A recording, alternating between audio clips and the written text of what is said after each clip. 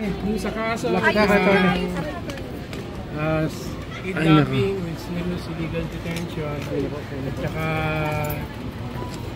serious physical injuries against General Palparan at saka yung isang sundalo na at large ngayon at saka yung tatlong CABU members ng Bulacan na allegedly kasama nung dinukot yung magkapatid na Reynaldo at saka Raymond Manalo doon sa Bohol na sa kanilang tirahan sa Bohol na Mangga sa Leyte, sa Bulacan. Ang naging hatol ng hukuman ay dismiss. Dalawang kaso kasi para dun sa magkapatid, no? Ay dismiss yung dalawang kasong ito at innocent or not guilty o acquitted ang lahat ng may kaso na kasama dyan si General Palparan at yung tatlong CABU members na pinatried ng kaso. Kasi binasa yung yung hindi na binasa yung unang parte ng decision, binasa na lang yung findings at saka yung basis ng findings.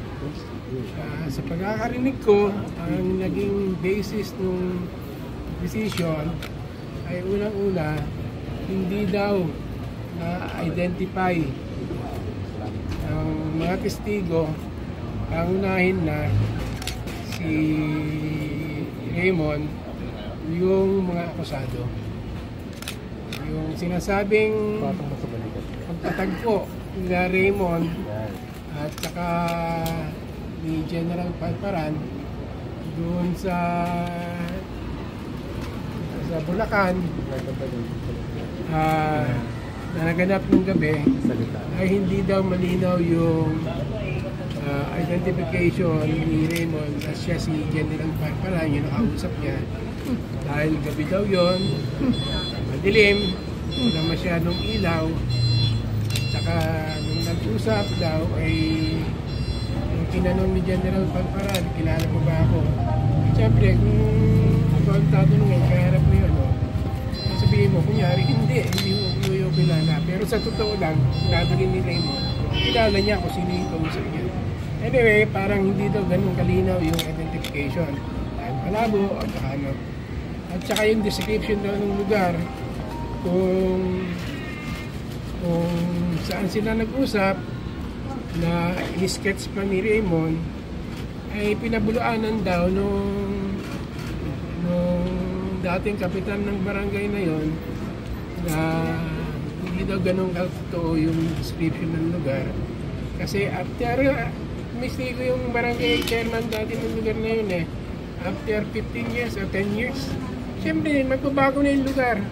Pero may kinonfirm siya na na mga bagay na tulad ng stage, tulad ng ginagawang bahay, tulad ng location ng kinonfirm niya doon pa rin. Pero sinasabi niya, hindi na daw yung ganun ka-eksakto mula doon sa sketch ng lugar. Anyway, yun yung naging batayan ng